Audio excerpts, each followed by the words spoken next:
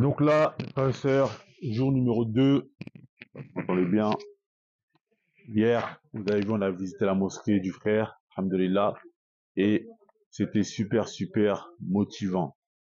Franchement, c'est vraiment important de voir ce genre de projet, de voir que tu as des frères qui étudient la religion dans d'autres pays et qui reviennent pour faire la dawa. Et je pense que ça doit être vraiment l'objectif de tout un chacun. Aujourd'hui, j'ai envie de vous montrer un peu comment ils vivent les Gabonais dans leur maison. Comment les Gabonais vivent un peu dans les concessions qui grandissent, qui construisent, pardon. Donc là, je suis dans la concession d'un grand frère à moi. Vous pouvez apprécier, machin, il a une grande concession. Alors, je vais vous montrer un peu. Ça, c'est ici, là, on a des cuisines traditionnelles. Le peuple gabonais est un peuple très résilient. Malheureusement, au Gabon, euh, malgré la richesse du pays, il y a encore un manque d'infrastructures qui est vraiment criant. C'est désolant parce que c'est un pays qui à la base qui est un pays qui est riche, qui est un pays qui a énormément de ressources minières, mais à cause de la colonisation, la malgouvernance, etc., qui fait que on vit encore dans certains endroits comme si on était à l'âge de pierre. Alors je vais vous montrer ici les toilettes. C'est des toilettes un peu à l'ancienne. Les toilettes un peu à l'ancienne. Ça, c'est les toilettes comme ils se faisaient dans les villages. Ça, c'est quand, généralement, soit dans les villages, les toilettes, c'était comme ça. Mais à l'époque, c'était même encore pire que ça, parce qu'il y avait des gros trous, etc. Mais souvent, c'est comme ça quand les maisons sont en construction. Quand les maisons sont en construction, on peut voir ce genre de choses. On fait des toilettes dehors pour, on fait des toilettes dehors pendant que la maison elle est en construction. Donc là, je vous ai montré, c'est des petites cuisines traditionnelles. Et donc là, c'est la maison du frangin qui est en totale construction. Là, c'est le dos de la maison.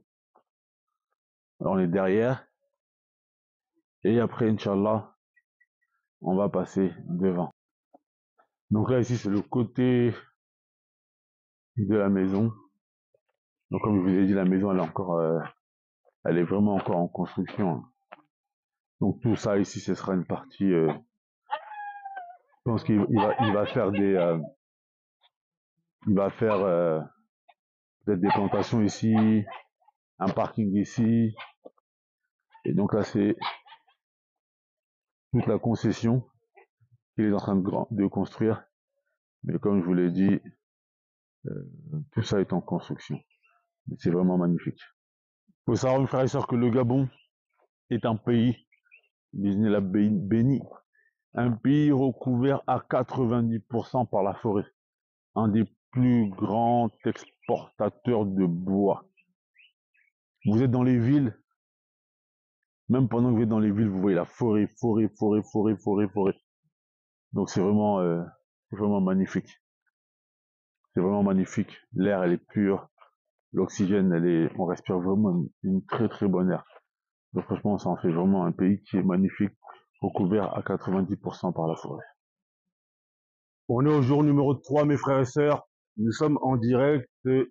Derrière moi se trouve la présidence du Gabon.